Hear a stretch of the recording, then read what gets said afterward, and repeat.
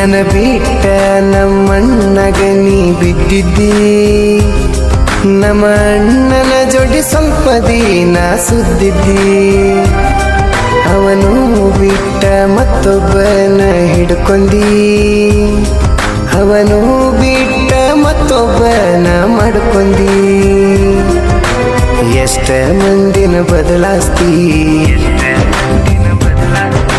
ನಿನ್ನ ಸಲುವಾಗಿ ಹಾಳಾತು ದೋಸ್ತಿ ಎಷ್ಟ ಮಂದಿನ ಬದಲಾಸ್ತಿ ನಿನ್ನ ಸಲುವಾಗಿ ಹಾಳಾತು ದೋಸ್ತಿ ಅತ್ತಿ ಮಗಳಲ್ಲಿ ಅಂತ ಹೇಳಕ ನಾಚಿಕೆ ಬರತೈತಿ